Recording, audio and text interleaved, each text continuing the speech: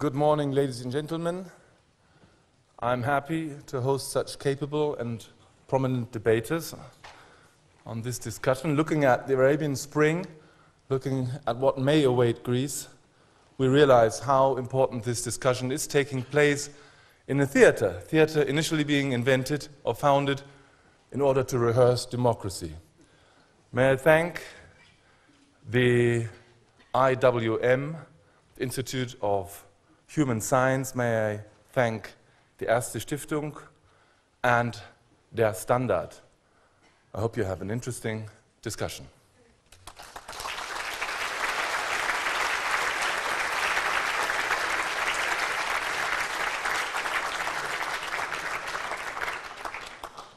Go on. Yes, ladies and gentlemen, also in the name of Erste Foundation, it's great that you all are here Sunday morning im Akademietheater. It's great to have a partnership with Burgtheater, Der Standard, Institut für die Wissenschaften vom Menschen, and Erste Stiftung to bring such honorable people to Vienna and to bring them here on stage where in these days they play Chekhov, Platonov, which lasts about 5 hours. Don't be afraid.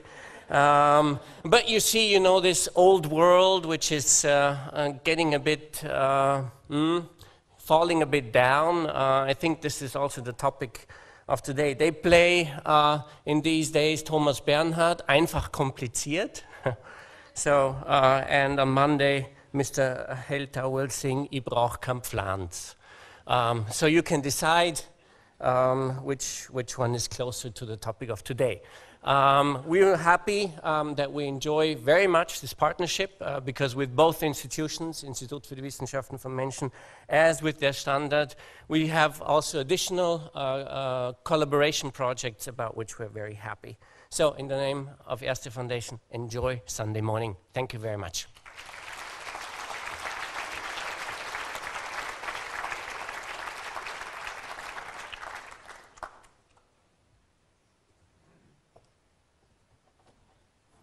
The last one before the real thing. Just to add a few words of welcome on behalf of one of the organizers, the Institute for Human Sciences. The names of others and our name, as complicated as it may be, you already know by heart. But today's discussion is special. 20 years ago, a eruption of freedom in the eastern part of Europe brought or changed the face of Europe to the better, or at least to the better for those of us who believe that Europe should be democratic and that democracy should be deliberating or liberal. 22 years later, the situation seems to change a bit.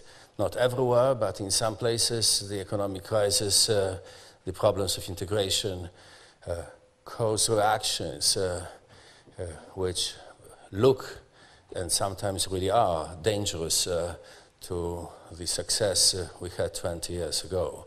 They threaten to change the face of Europe again. So you will see a prominent round to discuss these questions. The chairman of the discussion will be Charles Taylor, the permanent fellow and the chairman of the board of the Institute for Human Sciences, and he will introduce the topic and the speakers. Thank you.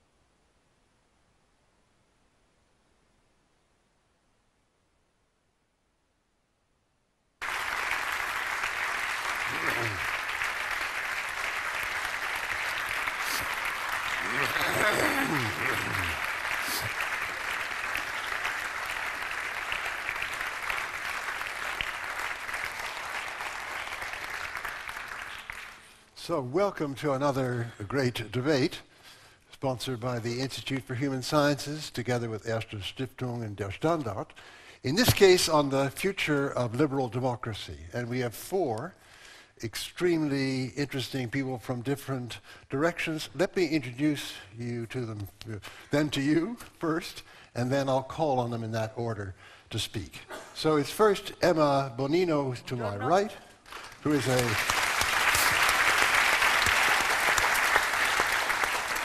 member of the European Parliament and member of the Italian Senate, and she's a prominent member of the Italian Radical Party, and she's the winner of the North-South Prize.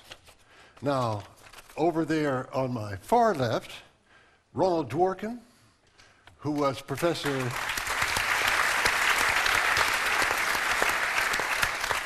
a long time professor of jurisprudence at Oxford and author of a great number of books in that field, and who is now in both London and New York, in different in positions also in law, and who is the winner of the Holberg International Memorial Prize. And then George Soros, and I don't know where to start with him because he's such a well-known figure as both a financier but also as a philanthropist who's done an immense amount for the transition from communism to democracy.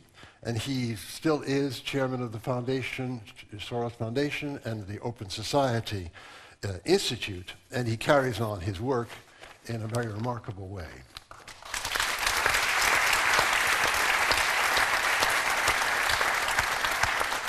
And then on my extreme right, I mean just geographically, Guy Verhofstadt, who's also a member of the European Parliament and formerly was Prime Minister of Belgium, and who has a great many awards that I wouldn't be able to read. The list is so long. So these are the four speakers.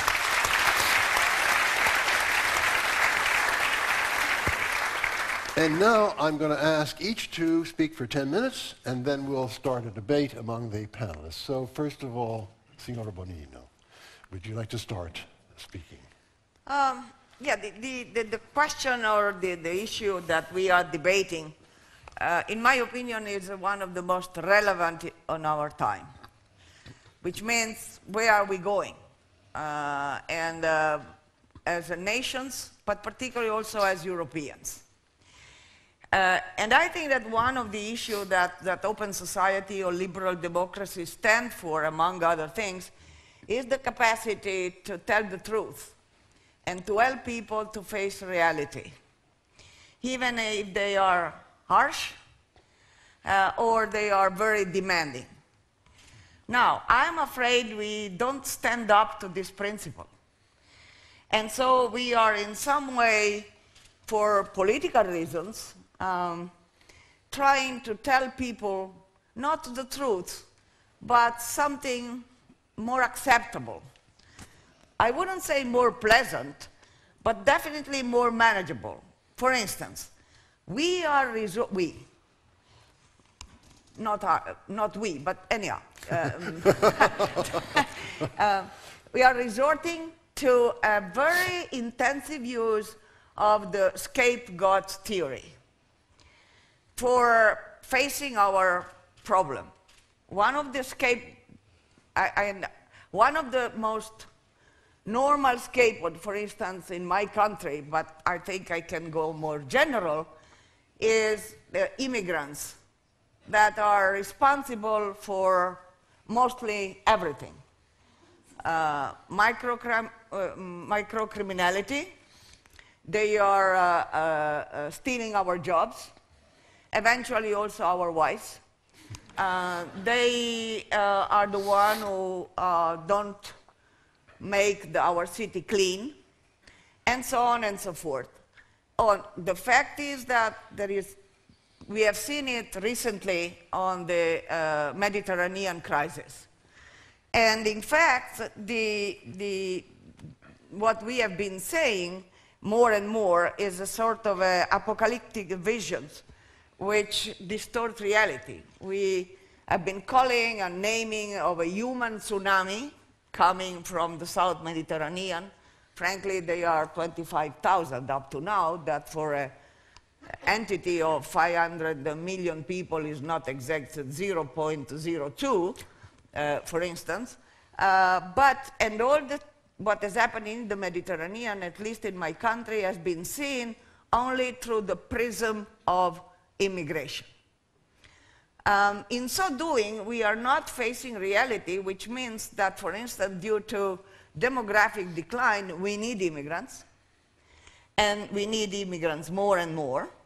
And even my government, which is not so inclusive of immigrants, let's put it mildly, had to write in the national reform paper sent to Brussels.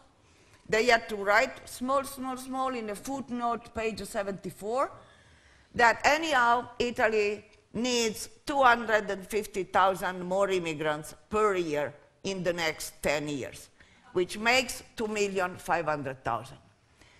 Which means that instead of sitting down and explaining to people that they are also an opportunity and of course also a challenge, but that we need them, so that we need an integration policy with all the mistakes that we can make, but we need to face this reality, we are simply denying it and saying everybody out, we don't need them, and so on and so forth. I could make several examples. The other is on Europe, which is the other thing, and I will stop here. That is a great worry to me.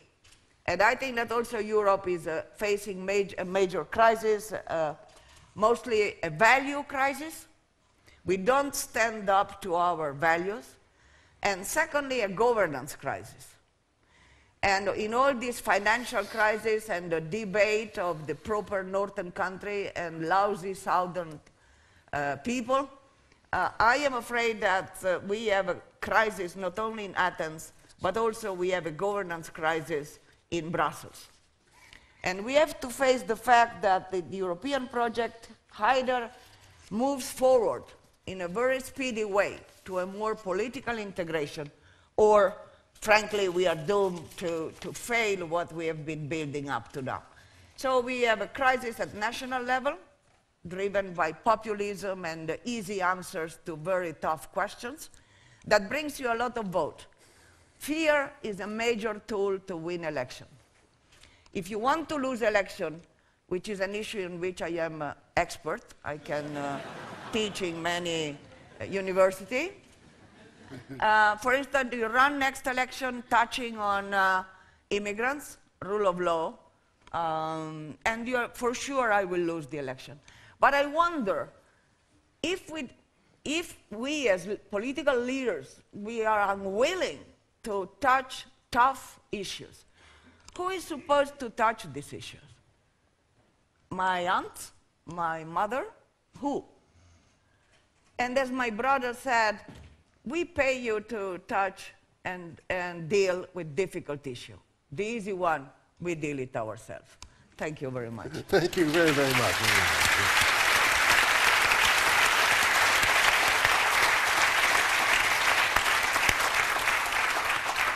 So, I'll call on Ronald Dworkin to carry on. We have problems with democracy. As Churchill said, there is no other form of government, but we have to recognize, at least today, the essential weaknesses in this form of government.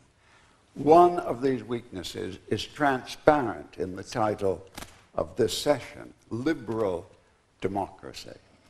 The difficulty is, we see this as a great threat in North Africa, but it's a threat every place we celebrate democracy, is that liberalism is no longer popular among the demos. Rights of immigrants, which we've just talked about, are a liberal cause, but they cannot be sustained by democratic means, at least given the present spread of popular opinion. Now, I think that there's a deeper reason for this, and the deeper reason lies in the, let's say, inability of the masses of people, those who count as voters, to understand the complexity of political issues. We are, in the United States particularly, dominated by media like Fox News, who of course do not aim at the truth. The point of free speech was never to aim at truth. They aim to use the privilege of free speech, absolutely indispensable in a democracy. They aim to use it to manipulate. The result of the effectiveness of manipulation in a democracy like ours, dominated by media and inattention, is confusion. I want to give you examples of mistakes. They're patently mistakes, which are nevertheless enjoy great currency throughout the popular press and throughout politics as a whole. The first of these confusions has to do with liberty. People now have come, in the United States particularly, to embrace two propositions. The first is that liberty is a matter of transcendent value. Above all, we must be a free people. We must enjoy liberty.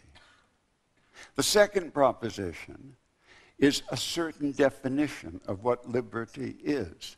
It's the definition presented by famous philosophers, John Stuart Mill, Isaiah Berlin, John Rawls. This holds that people's liberty is a matter of their freedom to do what they want without constraint by government. Now, these two propositions put together are poisonous.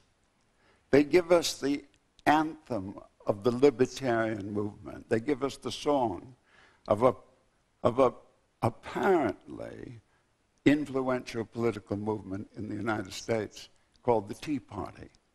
The idea is that whenever government takes over some area, for example, to provide public services or to run some essential utility like railroads, that whenever that happens, people are, of course, given less power to do what they want, and that is a diminution of their liberty. Now, that's a deep confusion. If we want liberty to be a value, then we can't define liberty in that mechanical way. We have to pick out the liberties that really matter and say government does wrong when it invades those values. The whole question of taxation is another example. Why do people whose own taxes would not be raised hate the idea that taxes on the rich should be increased? It's an apparent paradox. And I think, again, it comes from a mistaken idea. And this mistaken idea is that the success of people's lives can sensibly be measured in the amount of money that they've made. Once you accept that idea, then you see taking money away from those who have earned it and giving it to people who have not earned it by way of redistributive programs is a cheat. It's a cheat and a cosmic distortion because it undermines the kind of success at which people should aim. These are two examples. There are many others. I call them mistakes. They're false. One of the problems in our intellectual world today is that we're reluctant to speak of political ideas as true or false. But these ideas are false in the sense, direct sense, that they cannot bear sustained reflection. I therefore propose, and I must do so very quickly now, that the only remedy for these ills in democracy, of course we have no option but democracy, that the only possible remedy is education that will introduce complexity. We have for many decades thought automatically that politics must be kept out of the schoolroom. I think that's a malign, additional mistake. I think we must find a way to introduce the complexity of politics into secondary schools in all our countries in ways that show that these are not simple, crude ideas captured in slogans, well captured in slogans, but are ideas that require sustained attention and further thought. This is a monumental undertaking. It needs pilot studies to see if this can be done. I've mentioned this in various places, always with an enthusiastic reaction, but so far nothing attempted. In any case, I suggest to you, if we want to save liberal democracy, the key is through a more enlightened electorate.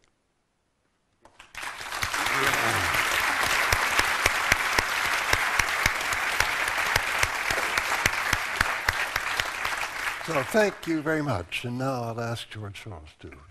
Well, I think that most of you will agree that the European Union is in deep trouble, that there is something going fundamentally wrong, and we are heading towards some kind of a crisis. I think that, and I think most of you actually agree that it's actually centered around the euro. It's called the euro crisis. It's a kind of financial crisis that is really developing. It's foreseen. Most people realize it, and yet it is still inexorably developing. And the authorities are actually engaged in buying time. And yet, time is working against them. So this is the present, at the core of the present crisis. Now, I think Emma Bonino went to the heart of the matter, that the open society, a liberal democracy, needs to be based on a better understanding of reality, but actually a complete understanding is unattainable. Reality is always more complicated than our understanding. And since our understanding and people's decisions play an important role in shaping reality, reality is always unattainable.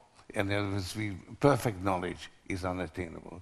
Yet, getting closer to it, understanding it, or a better understanding, is infinitely superior to misunderstanding. And the prevailing arrangements are always based on some kind of misunderstanding. And that misunderstanding needs to be corrected. That, I think, is the fundamental principle on which open society is built. And the European Union has been, I think, a really impressive exercise of trying to put that ideal into practice. And it was brought about by a process of what Karl Popper calls piecemeal social engineering. There was a group of far-sighted statesmen who realized that Europe needs to be more integrated and also realized the difficulty of bringing it into being, and so decided on taking one step at a time,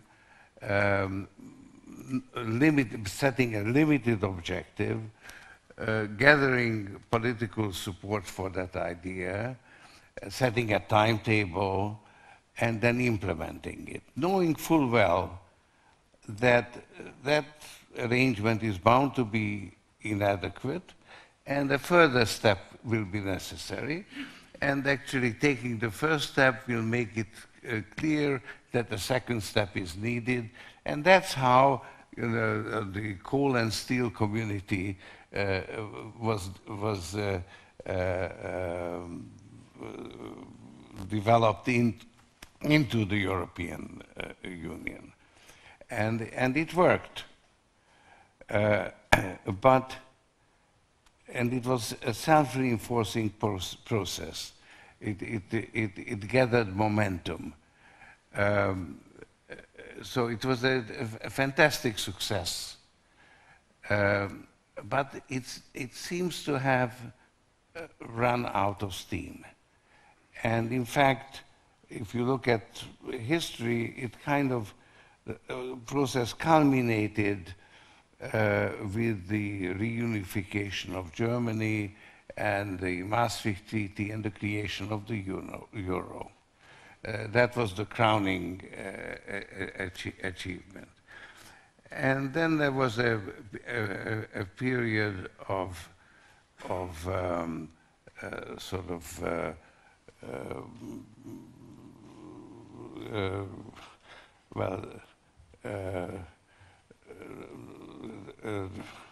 sort of stability, but no progress.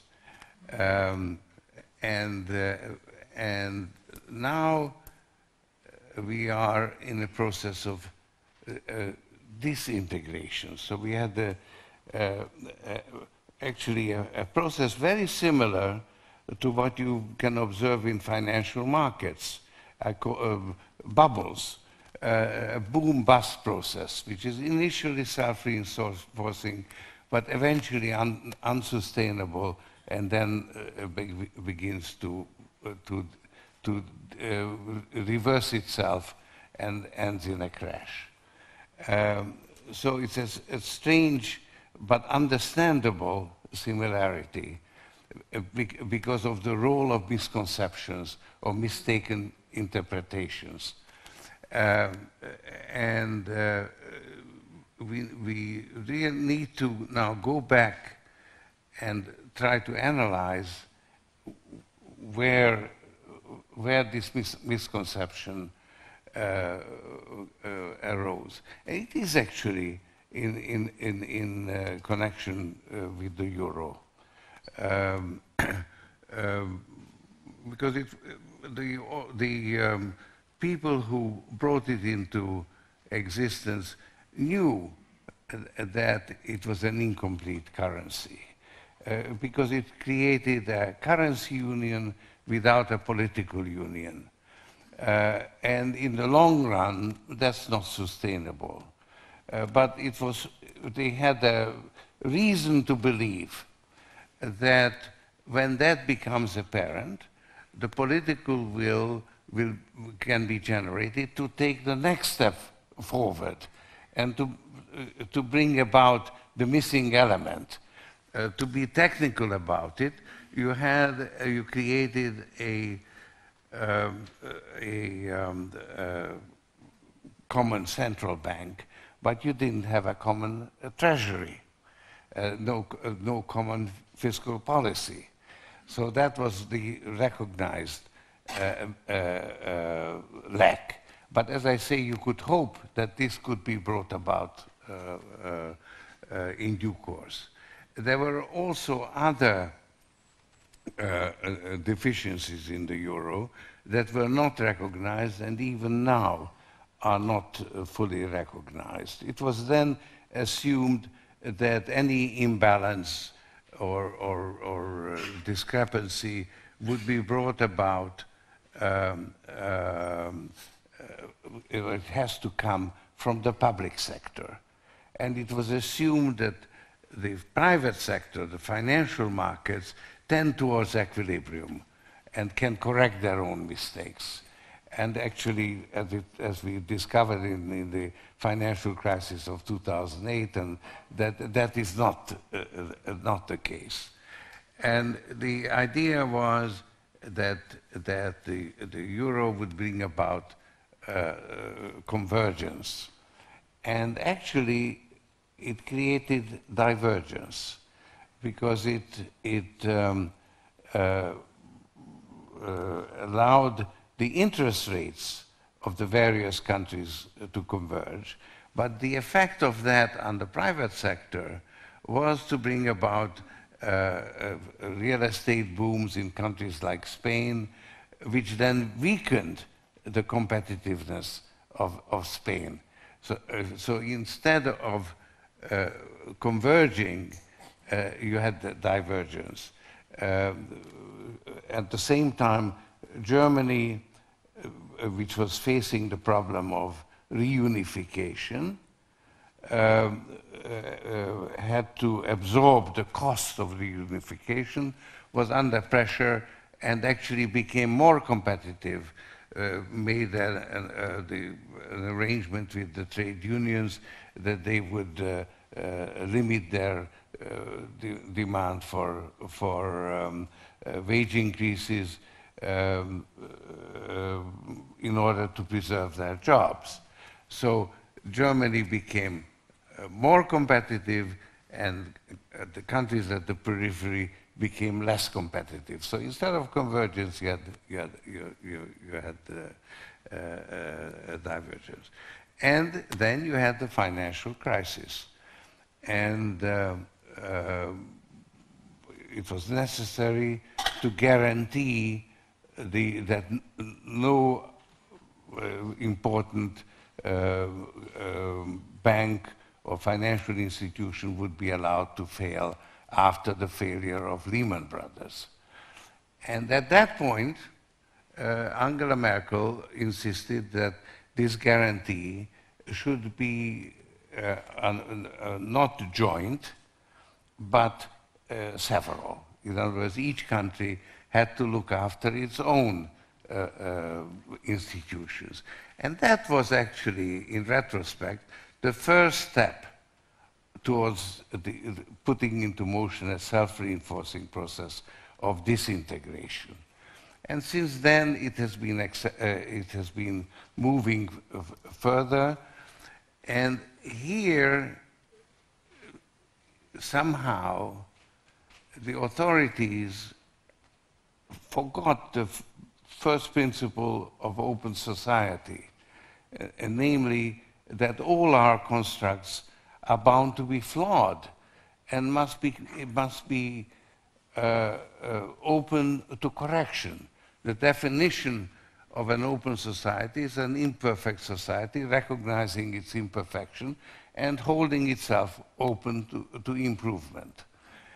But actually, the euro had no provision for correction. There was no arrangement for any country leaving the euro, which, in the current circumstances, is probably inevitable. So that was when things really started going wrong. And I think one has to recognize this. And we face really, or Europe faces a real choice. You look for an alternative on a national level or on a European level.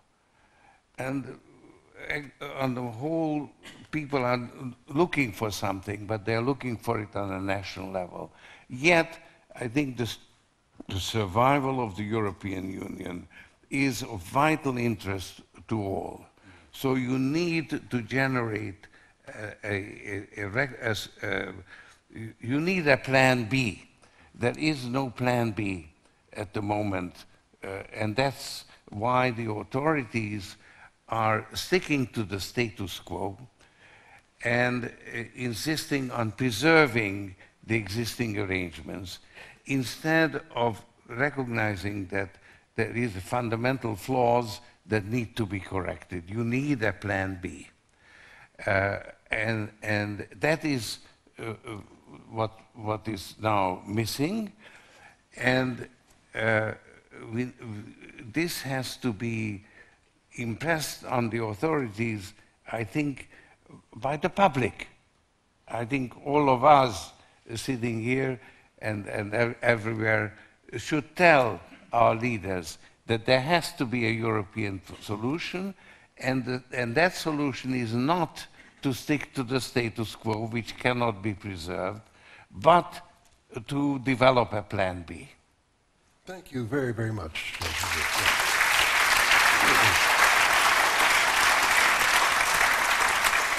And now, Guy Verhofstadt. Yeah. First of all, I have to tell you that I found it a very strange invitation to come to hear about the crisis in the liberal democracy at the moment that there are several 100,000 of millions of people aspiring for liberal democracy in the northern of Africa, in the Middle East, in Syria, in Egypt, in Libya, in Tunisia, in Yemen, in Bahrain. So I think that we have to have two debates. The future of the liberal democracy in countries that have a liberal democracy, and there is a crisis. And then the fact that in a number of other countries where there is no liberal democracy, people are aspiring liberal democracy and are trying to create it, even with the loss of their lives today. Because let's not make this mistake. These revolutions in Tunisia, in Egypt, and in other countries of the Middle East are about liberal democracy. We thought from the beginning, let's be aware, it's certainly Muslim fundamentalism who is behind. But it was totally the opposite. When Bouazizi died, on the funeral, there was not the green flag of Islam. It was the red flag of Tunisia who was there. And also all these young people on Tahrir Place, it's very interesting. I had the opportunity to talk with them 2 times, to hear them, because they are talking about freedom of speech, liberal democracy, a parliamentary system, creating political parties. And I can tell you, it's an enormous, fantastic period. It's like in '89 in the center and eastern of Europe. Every day there is a new liberal democratic party created. Maybe they shall not combine forces in the elections, but that can happen. But that is what it is about today. So it's a little bit a strange title to hear. We have a liberal democratic societies and we are in crisis. Well, around us, they are still believing in liberal and democratic solutions. Always like that. When you have it, you find it normal, and you try to start to find something new. And when you don't have it, certainly a liberal democracy, then you know what the exact value is. Means that there is liberal democracy is going in the right direction. There is China, no liberal democracy. There is, for the moment, Russia, who is more and more becoming an authoritarian system again. An organized democratic system with the party of Mr. Putin, and then 2 a left-wing and a right-wing party, and with the impossibility to create a new one. You know that a few days ago the Russian authorities refused a new political party, emerging a new political party of Mr. Kashanov, Mr. Nemtsov, Mr. Richov. So what their approach of a democracy is you limit the number of players. A left one, a right-wing one, and the ruling party in the center. So we have to have a more, I think, a precise definition of what we are talking about. I hope that we are talking about here about in Europe, in ourselves, liberal crisis and liberal democracy in Europe. And that's nevertheless a strange title, also for us, because you remember that 12 years ago, a book was published that everybody of you have certainly seen, maybe read even, The End of History of Francis Fukuyama. And that was at that moment a bestseller, because he said mainly, okay, it's the end of history, liberal democracy is now the rule everywhere in the world, and a free market economy. And since he wrote that book, in fact, what we have seen is that history started, really. So it was the opposite what happened. We got the 9/11 attacks and the political crisis and the crisis of maybe liberal democratic societies.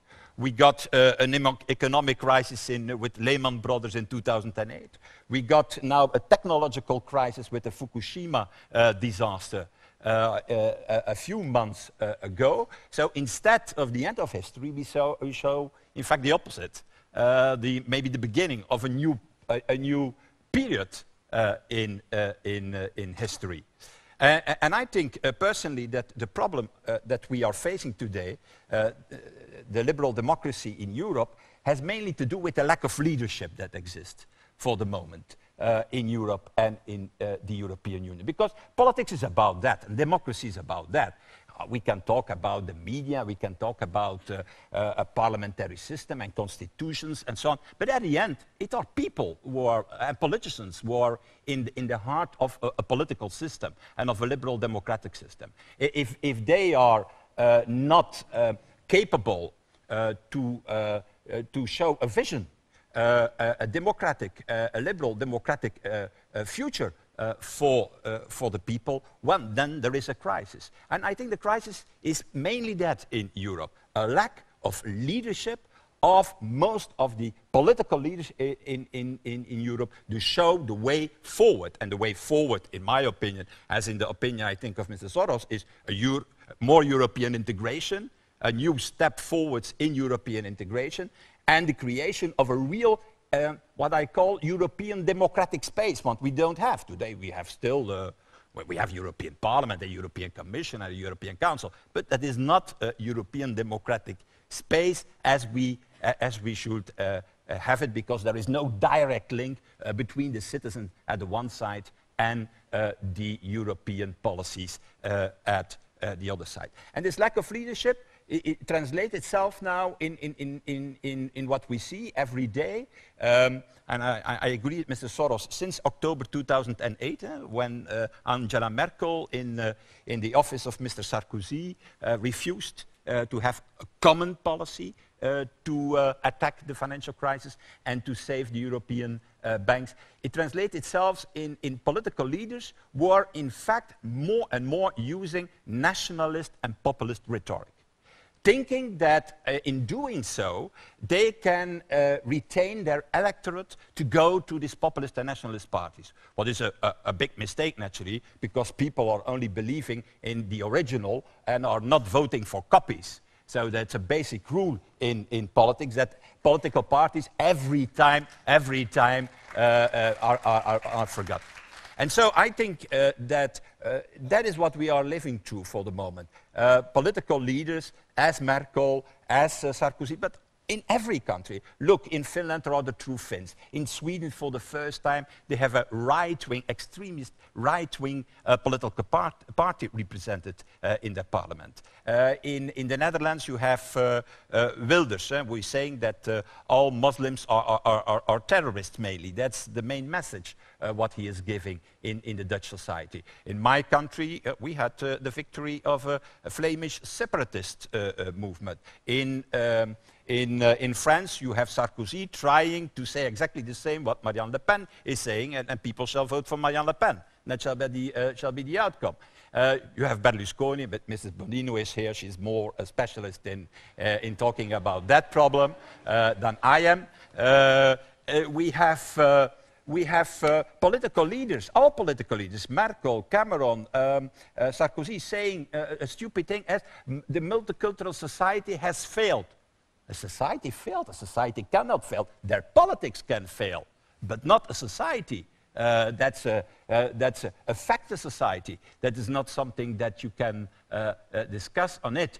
You have what's happening in Hungary, for example. Are we following that, the new constitution there? And the media law that was adopted a few months ago. So what we see for the moment is where we need especially European and political leadership inside the European Union, we see exactly happening the opposite. Explaining to the people that problems can better be resolved within the borders, the national borders of the old nation states of the European Union.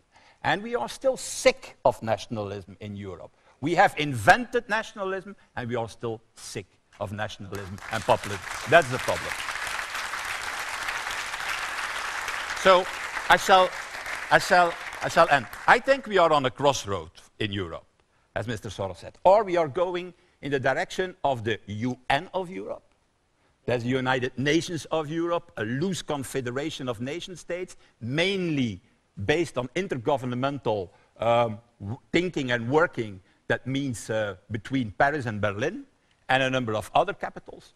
Or we are going in a direction of what I call United States of Europe. I know it can be a very tough word, the United States of Europe, but the United States of Europe, that means a federal system. And the main problem today is how can we create this European democratic space inside this European Union. And maybe it can be very strange, but I'm a liberal. I don't like taxes at all. So I am a liberal in the continental sense, not in the American sense. Otherwise, I'm a communist. But okay. I'm a liberal, so I don't like taxes. But mainly, I think to create a real European democratic space, you need a budget of the Union of more than 1%. In the US, the federal state is 23%. So to compare a little bit, the 1% where we are discussing about and the 23% of the federal state in the US. And secondly, you need a direct financing system. You need European taxes. Not more taxes, no, the same that you are paying for the moment to the nation state, you have to pay them in the future to Europe. And at that moment, the public opinion shall be interested in what is happening in the Union. That people are also allowed to vote for the president. Yeah, okay, no problem. For me, transnational list, a European president, right. Now we have 3 of them, yeah, because we created all this stuff of the Lisbon Treaty saying, yeah, Mr. Kiesinger don't know to who to phone. And now he has 3 phone numbers for the moment, so he still not know to who to phone. So I think, but the main problem is that, why I'm saying that about taxation? Because democracy has been created by taxation. It is not enlightened persons who have invented democracy. Democracy has been created far centuries ago by the king asking for money to go to war, and he asked the people to have this money. And the people said, yeah, okay, you can have this money if you give us rights, if you give us a number of freedoms, liberties, and so on. That is the way a parliamentary democratic system has been created. And we have to do exactly the same on the European level against effectively this trend of nationalism and populism. Thank you.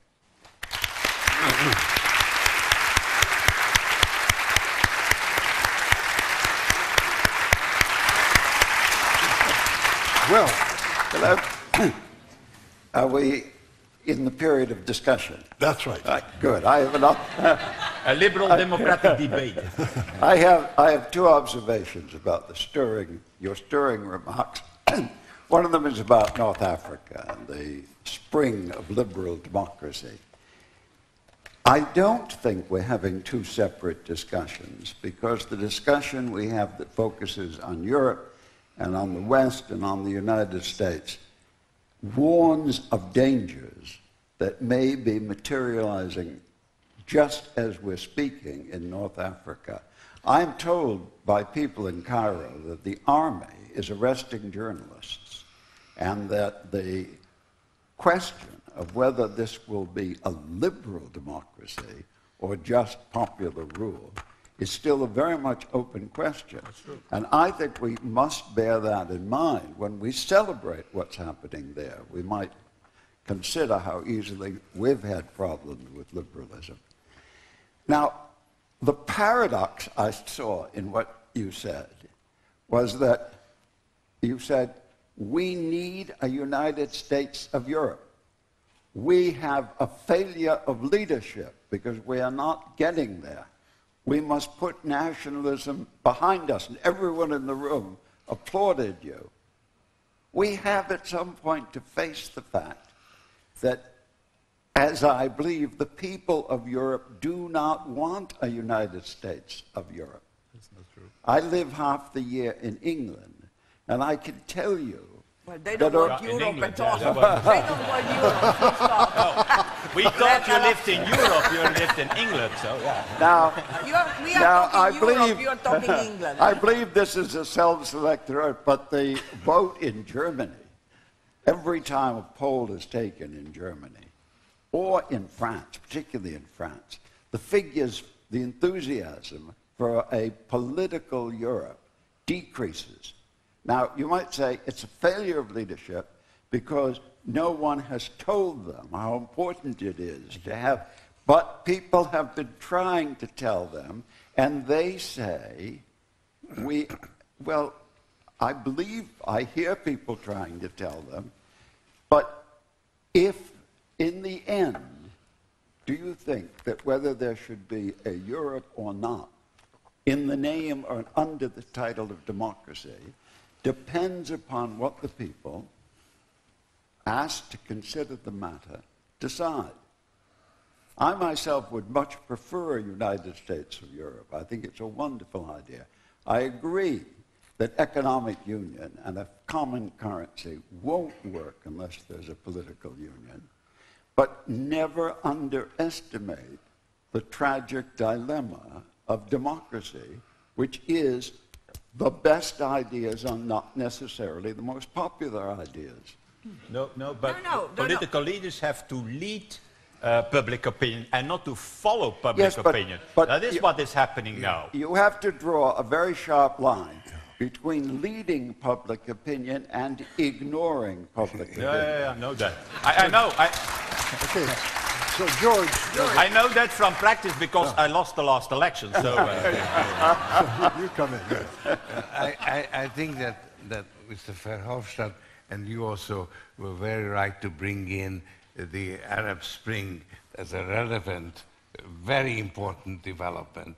And I'd like to link it up with the Euro crisis by saying it's exactly because you have developments like the Arab Spring where Europe ought to be playing a much bigger role in strengthening it and protecting it and stopping it from deteriorating into something much worse, that you need a European solution for the internal problems of Europe. We are now preoccupied with the internal problems, and we are ignoring, we are not playing the role in the world that Europe ought to play.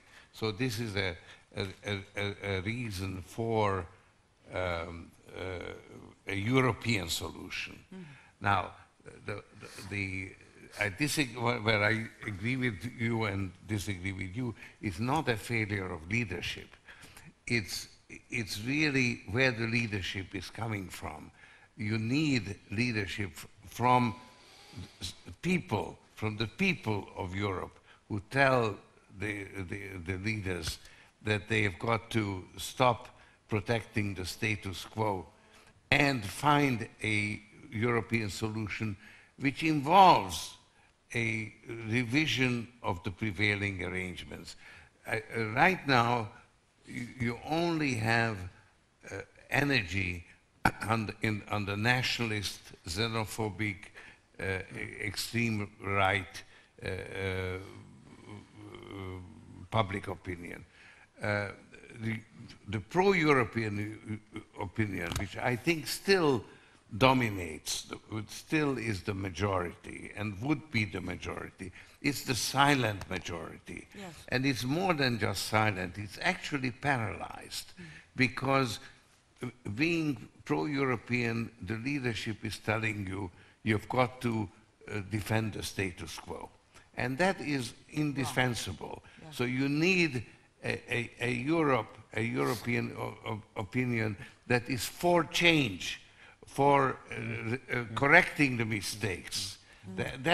We need to mobilize. That's where the leadership has to come from. And then you will have leaders to lead us in the right way. No, I think, George, I just wanted to react on three things. And exactly because I love Europe and I am a pro-European, I cannot stand this Europe. I can't stand it anymore. And I think that, frankly, either we push for change on many fields, or frankly, it's very difficult to be in love with this Europe today. Of course, if you are my generation or my father's generation, they will tell you because this is peace, was the dream of no war among us, and etc., etc. But for the young people, this is taken for granted, and so you cannot make them a penny. But that's why I would like to come to Plan B. But first, I have three things. On Mediterranean, I've been living in Cairo for 5 years. I speak some Arabic. I've been traveling a lot. And now everybody seems to say, politician, think tank, etc. Oh, how unexpected this revolution. And I think that it was so unexpected because our leadership and establishment, where they know the counterpart of the establishment so well, also because they were there since 30 years, so frankly, you have time to know all the details, that they forgot to understand the country. They really forgot to understand the country. And then when I was saying, listen, anyhow, we are in a sort of a demographic time bomb, and that the situation is totally unstable, and I was supporting dissidents and so on and so forth, but not because they were visionaries or not only because of that, but simply because the situation was totally unstable and untenable. And I'm not sure that they will move directly to liberal democracy. Transition is maybe going to be much more complex, painful, 2 steps forwards, 3 backwards. But what is sure is that nothing will be as it was before. That is the real crucial point. And also in the Eastern Europe, it took, I don't know, years and years to establish a sort of democracy. So it will not be like that. But nothing will be as before.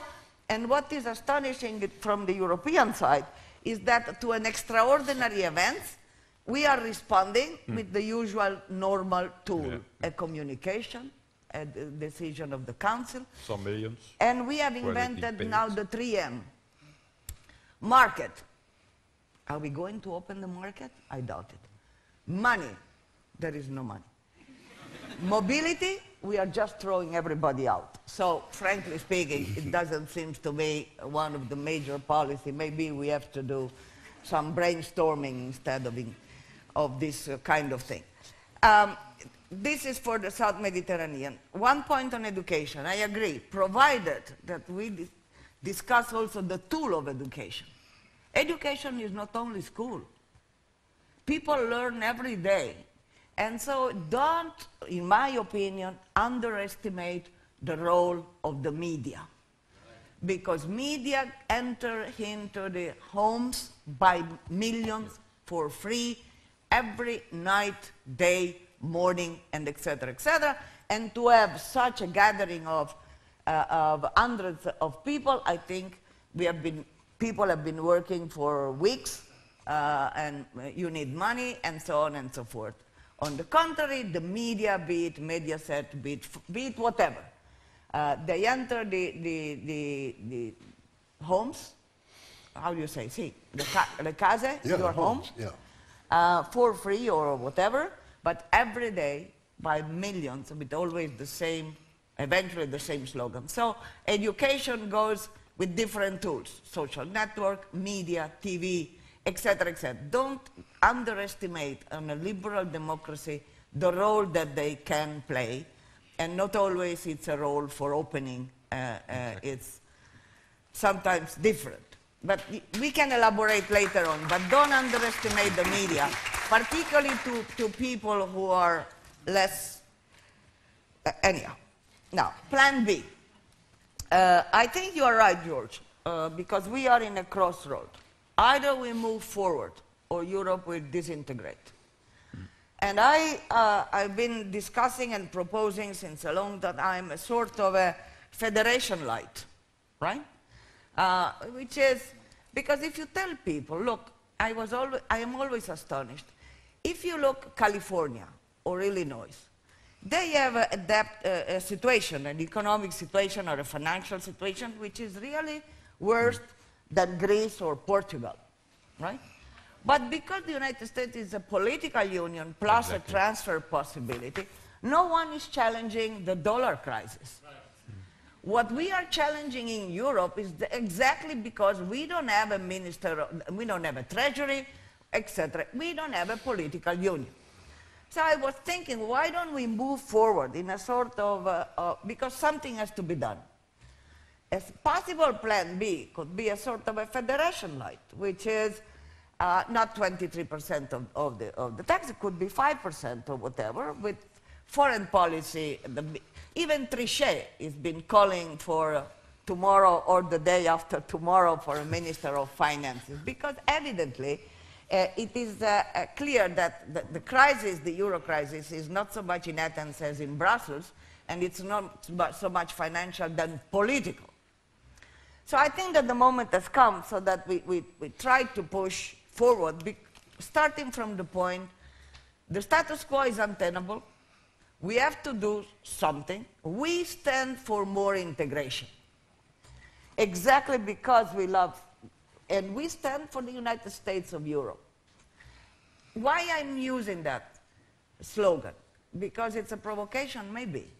But also because it's understandable. People understand what it does mean. It means that you elect your president. It means that you have a taxation. Then you make in a European form. But at least the slogan can make even my brother understand what I want, right? Because otherwise I need 25 minutes to explain to him that I don't want a confederation, I want a federation, but I want it light. And then he will not understand anything at all at the end. I think that talking about the United States of Europe at the present time is utopian. Because people are... What is credible? What is realistic? Wait a moment. Right. All right. What is realistic? Yeah. But the reality is that people are, at the moment, moving away rather than to Europe. And all we need to unite on, all we can unite on, is that we ought to have a European solution.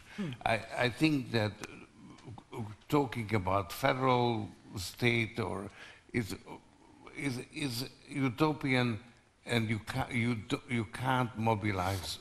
But a European solution, George, is too vague. But when you said that you need, let's say, a larger European budget, that it shouldn't be 1%, but 3%, that you need some direct taxes, that you should have a certain percentage of VAT go to Europe rather than to the state, or have a financial transaction tax, which would be a European, Europe-wide tax. That the banking system has to be a European banking system guaranteed by a European institution, not a bunch of national banking systems. Those are the steps forward. A bigger treasury. You need, let's say, a larger. You need to increase this new institution, this EFS. It needs to be 3 times as much as big. But then you need some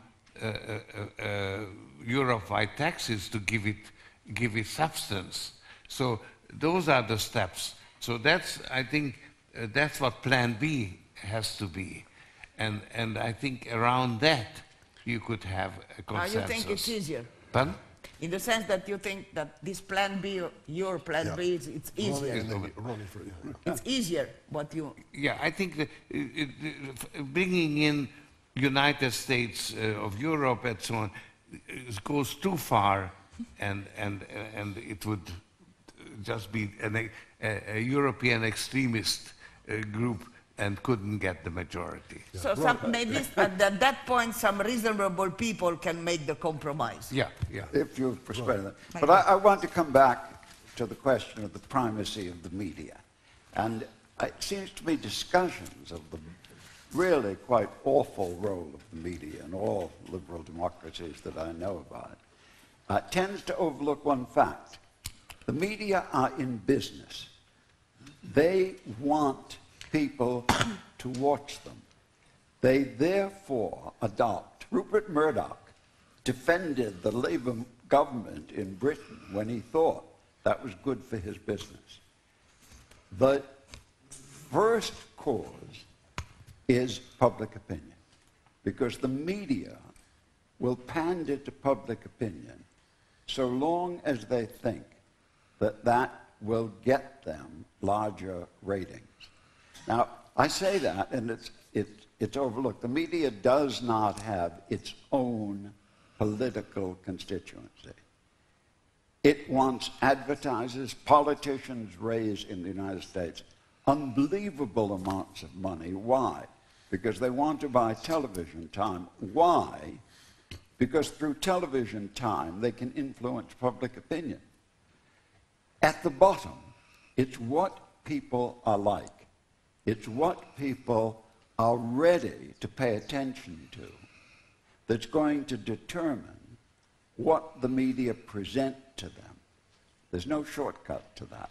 That's why I say that whether you're talking about Plan A or Plan B, whether you want a UN of Europe or a United States of Europe or something in between, if you really believe in democracy, you've got to start with education. You've got to start with getting people to have a taste for thinking, a taste for complexity, a taste not to be entertained, but to be informed.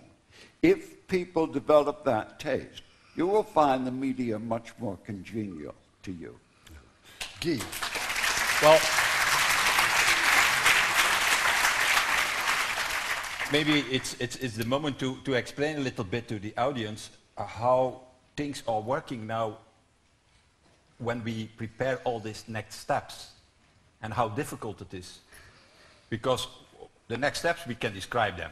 It's mainly what Mr. Soros said and what Mrs. Bonino is saying. But you have to know that we are for the moment fighting with the European Parliament, where I am the group's leader of the Liberal and Democratic group, third group in the Parliament, to convince the Council, the Member States, to give some power to Brussels concerning the Stability Pact. And say the Stability Pact didn't work. Why it didn't work? Because it is the Council, the Member States themselves, who are in fact managing and controlling. And I don't believe, I'm always saying, criminals can penalize themselves, but maybe that's exaggerated. But that's the main problem. So we, with the Parliament, have proposed to change that and to have a system in which the European Commission, European Central Bank, is in charge and in the driver's seat. And this is not acceptable. So that's why we are now, that's the reason why there is for the moment no package on economic governance and no conclusion on that at the moment where you're in the middle of a big debt crisis and a Greek crisis. So only that, saying what everybody found very normal, that it should be independent institutions that should be in the lead to control the Stability Pact, is already a step too far. A step too far. So, and we are not talking about all the other steps, because if there is somebody who is saying, oh, we want more than 1%, I want more than 1%. No, that's impossible. 1% is really the limit. You have to know the United States started with 1%, but that was in the 18th century, naturally, and not now. In the 18th century, they started with 1%. That was exactly like the US started. If you are saying here in Europe, we want a European bond market. It's normal that if you have one currency, one monetary union, you have one bond market. And not 17 bond markets and 17 economic strategies and 17 different governments doing different things with the Greek debt crisis as the result. You say, no, that's not possible. Well, in the US, Hamilton realized the bond market in 1795. 1795 was one of the first things he realized. Hamilton, and it was a big fight against Jefferson. Hamilton said, we want the bond market. Jefferson said, no bond market. It was 13 member states at that moment, 13 states in the US after the Convention of Philadelphia. And at the end, they found a solution. They created the bond market. It's a deep bond market that exists still today. And Washington was created as a compensation for Jefferson, because it didn't exist at that moment in the northern of Virginia. So they have already, since the 18th century, what we are still discussing on. And it becomes really a problem in the sense that now American leaders are saying the last 4 or 5 days what we Europeans have to do. Mr. Lipsky, the head for quite a short period still, I think, of the International Monetary Fund, 3 days ago. What he's saying, these Europeans have to stop to debate between each other. They have to create a political union and an economic union. IMF, are not the federalists of Europe. It's not extremists there in the International Monetary Fund. 2 days ago, Mr. Geithner, Minister of Finance, what he's saying, exactly the same. The Americans have to stop the debate between each other about this and have to create an economic union, because that's the real reason of the crisis around Greece. It's true that Greece have bad finances, have corruption and so on, but there is no real economic union. That is what the financial markets are testing today. They are not testing the rate and the credibility of Greece. We know it's zero. But what they are testing for the moment, is the capability of the European Union to create a political and economic union. And this crisis, and in that way, what is now how can we go further?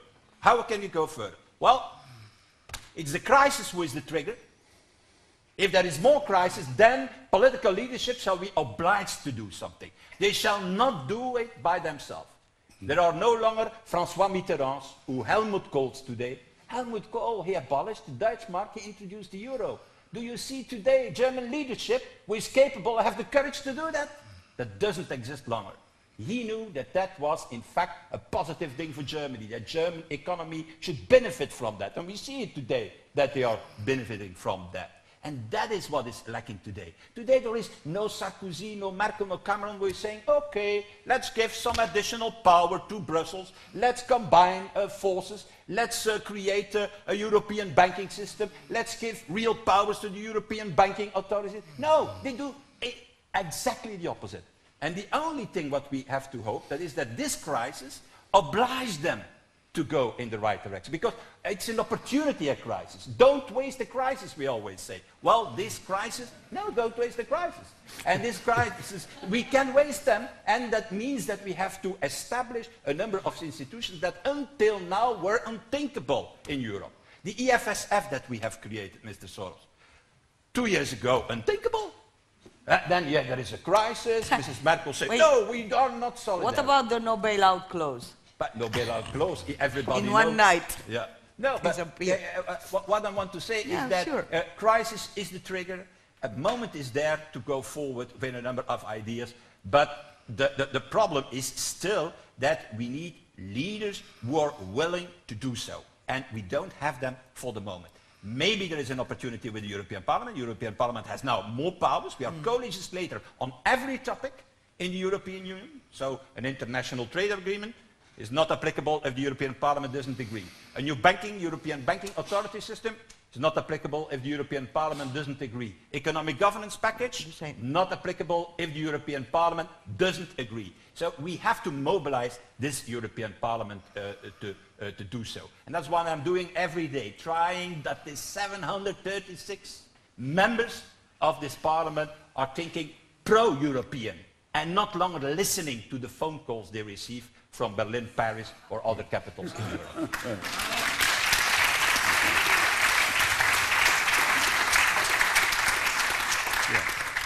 I mean, the important thing to realize that in a crisis, the impossible becomes possible. Yeah. It's a revolutionary situation.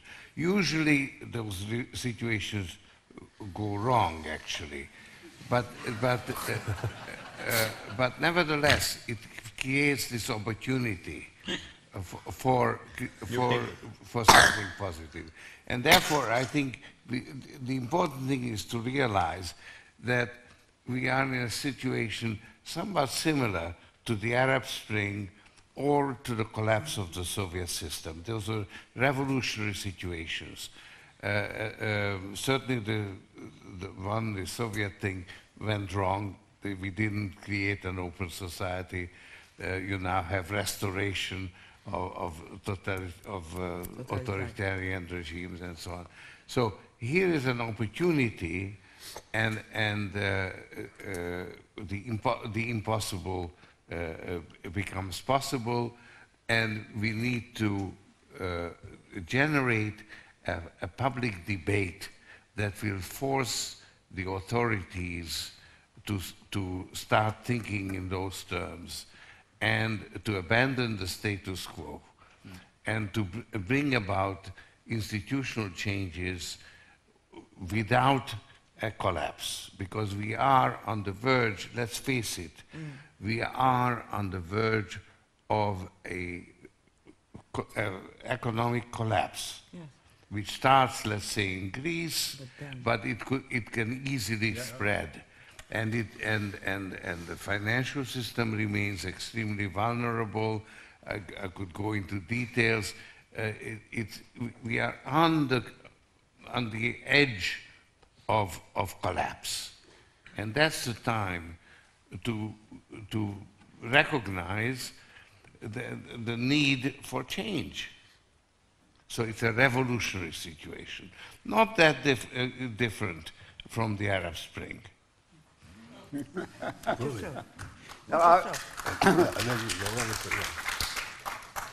Now, there's been a lot of talk about Plan A and Plan B, and no doubt Plan C for Europe. But there's a very practical question I'm interested in all you Europeans' opinion about. Referenda. When there was a real chance for a large step forward towards the Europe you want, was the consideration of the Constitution. I agree the Constitution was very elaborate, hard to understand, hard to present. It was you ought to be given a medal if you actually read it. But still, there was a meta-debate, a debate about how the procedure would take place. Yeah. And the question was, should there be a referendum in the individual nations of Europe with the understanding that nations would not go forward unless a majority of their citizens approved? Now, when I hear you all talking about the failure of leadership, it sounds to me as if maybe you think leaders ought to take a step without public endorsement, a revolutionary step, a constitutional step, without a majority in a referendum, in the hope that in time to come, looking back, people would say, we're glad you did it. Now, that is certainly a possibility. Many great historical events have taken place in approval in hindsight. But if you actually are talking about that or expecting that, that really does require a footnote to the idea of liberal democracy, because there is a clear sense in which that would not be a democratic means of moving towards the Europe that you want. Well, if you had any kind of referendum, it would have to be a Europe-wide referendum. If you have national referenda, you're asking for a national response which is going to give you a negative response as far as Europe is concerned. What There is, can I just say, that would be, in a way, begging the question, because you only are entitled to have a European referendum in which the voters of one country can outvote the voters of another if you already have a political union. The idea of a political union is the idea of a demos, but look, a majority of which... Given what you just said about the media, and the fact that in Europe the media is still national, that and if you look at the debate of where Germany is on who is at fault and how things ought to be solved, and the Greeks, they are at loggerheads. I mean, they're directly against each other. So if you put it to referendum in Greece and in Germany, you cannot possibly get a positive outcome. So I don't think that referenda are in any case appropriate right now.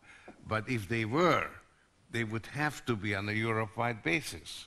And the debate, and this is really where some innovation has to take place, the debate has to be a Europe-wide debate, which it isn't at the moment. It's really bringing the Greek view and the Spanish view and the German view into the same discussion instead of having separate discussions in the separate countries. But how, Yeah, why would but people... wait. No, what I wanted to tell you, back to referenda. If you go back to the referendum on the so-called constitution, that frankly speaking, it was a little bit difficult to fall in love with that kind of paper called constitution. And I think that one of the reasons, and most of people never read that famous constitution. Anyhow, if you look at the dynamic of the referendum, particularly the one who voted against, was mostly connected to national local issues. politics. Yeah. Huh? And the French leadership, for instance, who called, some of them, even the socialists, called against, etc., was an anti-Chirac referendum. And it was an anti-Chirac vote. Actually, the Constitution and the referenda that followed are exactly the political process that is now bankrupt. This is what I'm saying. Because it was a very closely negotiated, very complex document presented to the people, take it or leave it. It's exactly here you need the change. Namely, if you listen to where Germany is, you have to recognize that, let's say, if you have a common currency, it's got to be a strong currency, because Germany cannot live, given their history and their attitude. They want a stable currency. It has to be a strong currency. So so that has to dictate of what is possible. We started off by saying an open society means recognizing reality. That is a reality. You see. At the same time, people in Spain, and particularly young people, they want jobs. And so you need a solution that allows them to have jobs. So that's another reality. And when you take all those realities into account, then Plan B would emerge. That would give you that result that the people are demanding. And people in different countries are demanding different things. No, but just to go back to the question of maybe we need a Philadelphia process, let's say, with starting with the Philadelphia initiative and the short constitution and so on to build upon it and etc. But definitely the question of then to be supported by national referenda, that is totally wrong, because they can be, let's say, diverted to national politics at that moment. I do remember that in France it was all the polemics against the plombier polonais, the Polish plumber. No. Of course, there was no Polish plumber showed up in Paris. And by the way, they are badly needed. If you know some plumber, Polish who would like to move to France, please send us an address, because they are badly needed everywhere anyhow. But that was the national politics, and it was an anti-Chirac vote in one way or another. So maybe if we think on an institution, definitely it has to be at least at European level, the question of referendum, which has also a lot of difficulties, beginning with the language. A European debate with several languages is not so easy. So, but then at least that. But finally, let me tell you something, that in fact, if we don't raise a little bit above the national politics, all this issue will be jeopardized exactly for the result of the incoming election. And so you need some vision anyhow, you need to be a visionary anyhow, because otherwise you will be simply trapped back by the national emergency in a few months' time. It's very hard for me. I just haven't added up the numbers that you have, but if a referendum would lose for national reasons in all the big countries, I think a Europe-wide referendum would lose. No. That's, can I give you the example what in France happened the last time? So there are a number of all the parties participate. One of the parties which were participating is the MoDem, Mouvement Démocratique of Beirut, who is known as the most pro-European force in France, and got enormous good in the polls forecasts. And at a certain moment, Bayrou decided then to change and to use this European election as a national test against Sarkozy. But the question, he published a book and so on. He lost the election, and the pro-European Ecolo Greens of Danny Cohn-Bendit picked up this message, and they won. So people, when there is a European election, want to hear what the European answers are that people, that the political parties are giving. So it's not necessarily so that if you lose, for example, national referendums, on Europe, I think a Europe-wide referendum you can win. And why? Because people are not stupid. Let me give one example. In the polls you can find it, in Eurobarometer like we call it. People are in favor of a European defense. They are saying, they know that 27 armies were doing 27 exactly the same things and strategies. We have 2 million of soldiers in Europe. You know that? 2 million. The US have 1.4 million soldiers. And I can tell you they can do a little bit more operations than we with our European armies. We have but the analysis are very clear. We have a capacity of 10% of the Americans, but we have 2 million soldiers, and they have 1.4.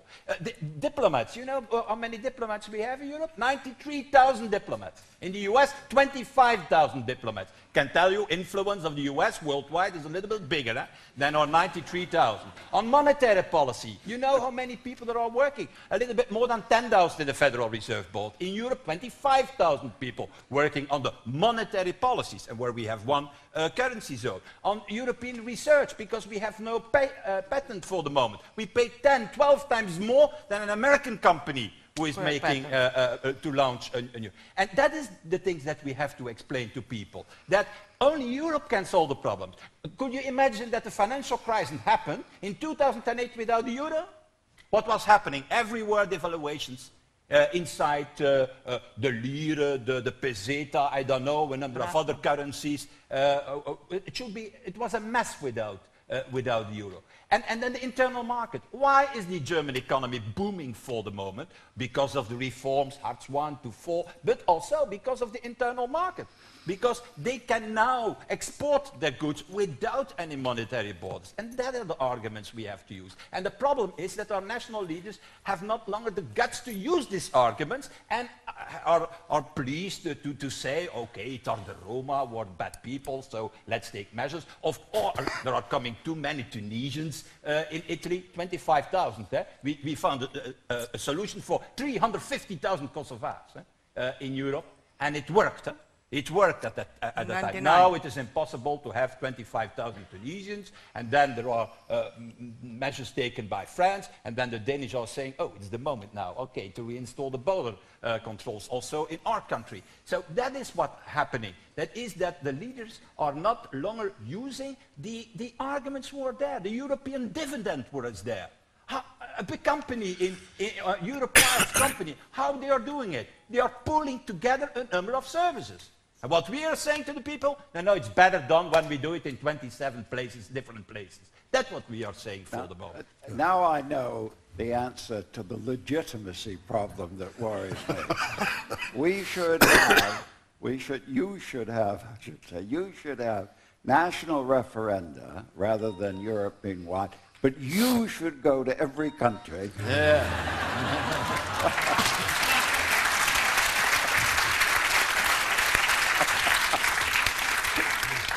My German is bad. That's the problem, I think. You've got a lot of energy. You showed us that several times. Well, there is a substantial agreement and then some deep disagreement on the panel. I mean, I think that what came out from just about everybody, starting with you and then with Ronnie and so on, was that there are these deep misunderstandings in the electorate, illusions. Ronnie was talking about illusions or mistakes.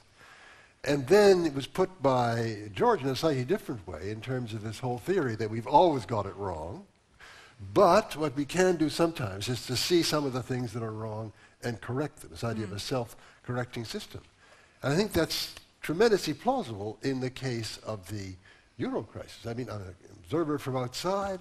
I listen to the debates in Austria and in Germany, and it's always put in a moralizing language. You know, these Greeks, they're profligate, they're spending money left, right, and center, and we are properly disciplined. Are we going to... It's like some uncle with a profligate nephew, and he's forced to pay his gambling debts and so on. And the real situation, I discover when I talk to people like all of you and like George who know the situation, is that it's in their interest to pay. That, you know, the German economy wouldn't go as well if they let the whole thing And in the interest of their banks too. In the interest of their banks. Don't forget. So that is that's the challenge. How do you get that understanding across? But the question is that the market are so, and financial market and the banks are so integrated, right? What is not is the governance that can put some order on this question. So you have 27 economies or 27 governments and so on. But then the markets and financial markets go on their own way, and they are so integrated that the collapse of Greece brings the collapse or the damage to the German banks or UK banks or whatever, because it's so interconnected. What it seems to me worries is that the question of we didn't touch, but if you want more Europe or European tax or more sovereignty, let's say, to Europe, you need also a little bit more of accountability. And so democracy steps in. If you want to give more sovereignty to somebody, this somebody has to be accountable through, in our system, through elections. And even to elect the president of the Commission directly, it seems something in between a crime and a sin, which is the worst scenario. At least a crime is a crime, a sin is a crime. No. The simple proposal to elect the president of the Commission or the president, or anyhow, give the people some, let's say, power to choose who, and this who or he or she has to be so accountable to. That is nowhere to be seen as a debate. And I see it very difficult that people will accept to give more power or pieces of sovereignty to Brussels or whatsoever if these people are not accountable through the normal system. So I think that also this kind of accountability and this kind of, because also, you know, it's a question of connection, of link, of feeling that this president is us. Is not simply somebody appointed by so-and-so, but it's us, it's Europe. We elected him. We can be proud or not proud of him. For the moment, all this process is very bureaucratic, and the only one elected is the European Parliament, who is now competing, unfortunately, with the national parliament. For instance, I was strongly against in giving more power to the national parliament, because I thought that that was another way not to connect more with Europe, but to add a competition. And I think we wanted to have more power to the European Parliament and to have them accountable. We choose another way, which is to give a little bit more power to, or ambitions, let's say, to the national parliament, who now are competing with the European one. So we are adding another layers instead of streamlining and simplifying. But anyhow, in going through this more political union, which I think it's badly needed, and maybe the crisis at the moment of new thinking, or can open the possibility of the question of democratic accountability is really a serious question, because you have to identify people with somebody. And in the democratic system, this identification comes through election, comes to vote. So that is one of the aspects that has to get into this new thinking, to have people, elections at European level. Because for the moment... Transnational list is the idea. Yeah, that's I think we are one of the very few countries in which for the European Parliament you can have candidates which are not Italian. You can, in Italy, we pushed very much, and we finally got a law in which, in my country, for the European election, a party can put in the list. Yeah, or in Belgium also. And now, then Belgium also is like that, and few others, in which a party can put in his own list in Italy somebody whose passport is of another European country. But that was done in a way of trying to mix it up, to really make a sort of European feeling for this election. But this kind of, let's say, democratic process, if you want more integration, has to come to find some solution. Otherwise, it will be seen more and more as a sort of bureaucratic integration, but not a participatory process, which is badly needed. Parliament is now working on a report on this. Yes. Report has normally to be voted next week in the Strasbourg session, where for the first time we launched the idea of transnational list. That means at least 25 members who are elected on the whole of Europe. And every citizen should receive then 2 votes. 1 vote for his, I don't know, 22 I think it is in Austria. Yes. Members of parliament of representing Austria. And then he can also have a second vote for 25 candidates presented by different political parties and coming from everywhere. And that can create, it's an element, one element I think, to create this more European public opinion that we desperately need. But anyhow, what we have been discussing this is how Europe is needed. No? And a different Europe, and etc., etc. Outside from this circle, and broadly speaking, let's say, the language is Europe is the problem, right?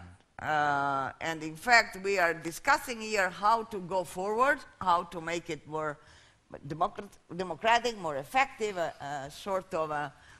But the general idea is, which has always been a national sport of ministers, When something goes, well, yeah, it's very usual.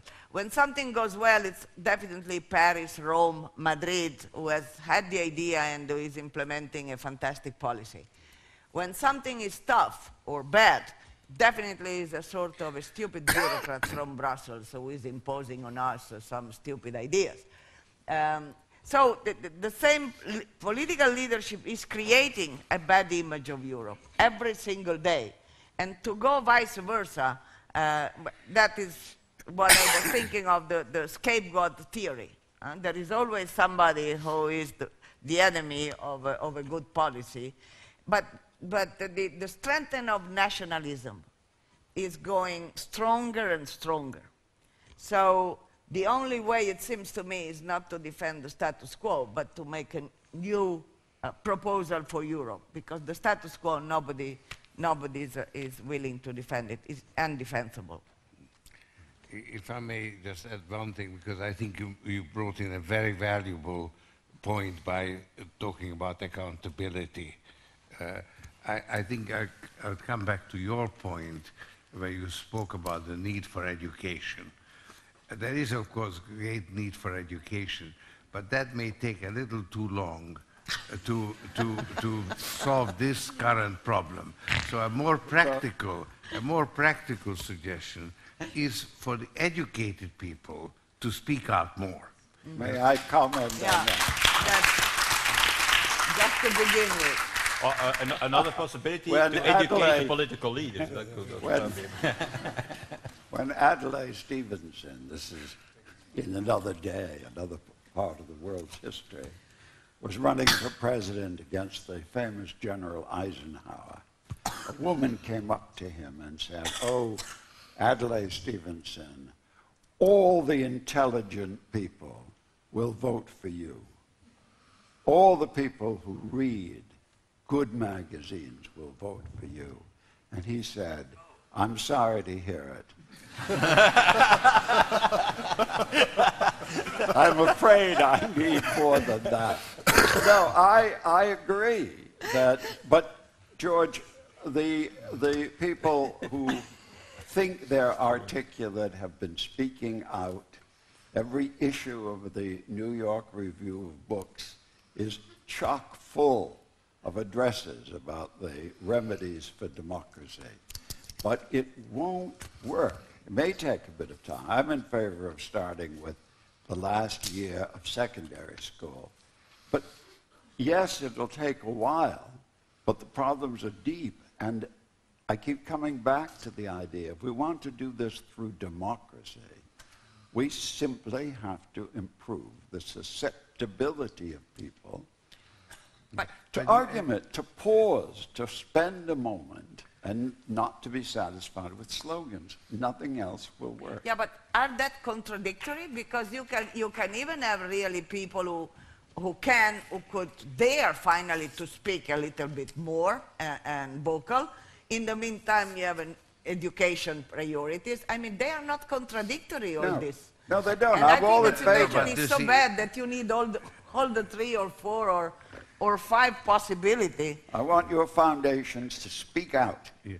Look, I think you have to recognize that we are in a crisis right now, and you do need a plan B. And the plan B can't be designed by a majority. It has to be designed by people who understand the problems.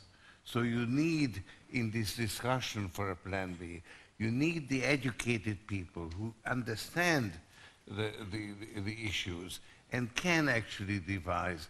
Yes. It's really has to be an educated discussion. The education, hopefully, will spread, but you do need people who actually can understand the complexity. I absolutely agree. The problem is that the elite today is following the public opinion and not the opposite. And they form the public opinion. And that's the leadership, because you are talking about leadership.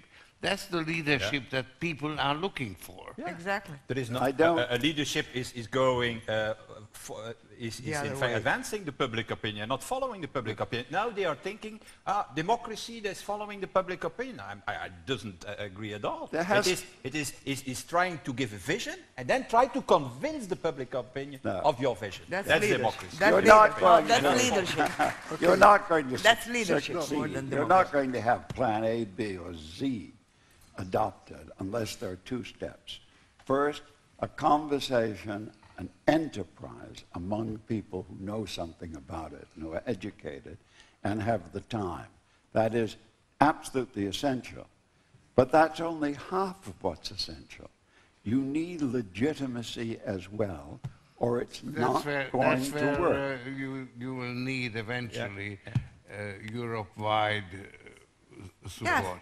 Yeah, but you're saying... So the educated people that you're speaking about have also got to be effective in politics, and they can't be effective in politics until politics gets better. Politics is awful now. But if you look at... Well, no. I've seen it's worse true anyhow. that also those who have a more European vision have to use the same instruments and the same media as the others. So if you today you give an interview, the journalist is asking you to use maximum 13 words, they say. In 13 words you have to say it, because we have no more time. A debate like this, is that still possible on television? I don't think so. They should say, what you think? 1 hour, 40 minutes of prime time. No, that's not possible. So, and I think that maybe the new media, internet and all this, can bring some help in this. Because, let's be honest, what we see in the Bild-Zeitung and what we see on popular TV, I don't think that they are the instruments that we can use really to translate our opinion. And that's a problem today. We have mass media, we're going fast. A debate in a parliament, is still on TV? I've never seen one. A good speech in a parliament of 30, 40 minutes, I like that. I find it fantastic. But that has no influence today. So the mass media are not helpful today in what is necessary for this more difficult, logical, rational European approach. But maybe the new media can help in this. If I see what the role the new media have played, internet and so on, in Northern Africa and in the Arab world, then maybe there is an enormous possibility, because young people and other people are still looking for more information on these new media, and that can be maybe something very helpful in the future. A trick. I doubt it. So maybe we've reached close to the end, but maybe we'll have a last word if anybody wants to give a last word. And let me go backwards in the other direction from before. Would you like to leave us with a 17-word message? No, 18, 19. Well, I like the debate here today. No, really. And I don't think that conclusions are necessary. There is no conclusion for the question, is the liberal democracy in crisis? And it cannot be a question, because if it is really a question, that shall be an enormous fall back in humanity, I think, because liberal democracy is, at this moment, the force and the system that we have to realize everywhere in the world, I think. Good. Thank you. George, you have a last...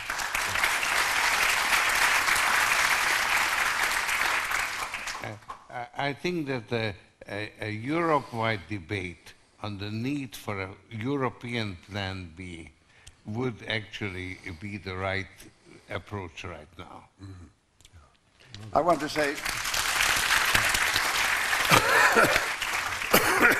I want to say something eccentric in this context. That is, I came prepared for a debate about the tragic weaknesses of liberal democracy. I found myself part of a debate about Europe, and I hope you'll forgive me for saying No place in the world is liberal democracy in better shape than in Europe. Like it's so.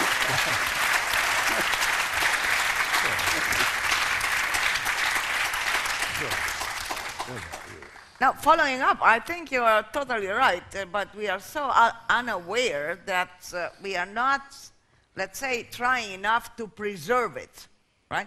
And my final message is that democracy and liberal democracy is a value. And in so doing, it's also fragile. You have to care for it every single day. And it can go further, but it can also go backward. We live in let's say, in a continent that just last century was 2 world wars and the genocide. So, let's say, we'll better preserve our democracy and liberal democracy, but again, it's not written in stones.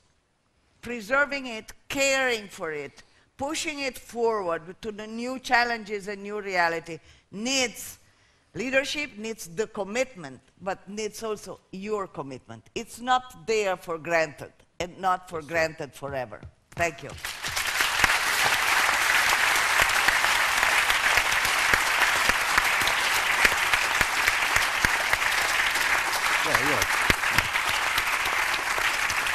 Grazie. We go. Yeah. There we go, yes. So, Yalla. Yeah. So thanks to all our 4 speakers for a terrific debate.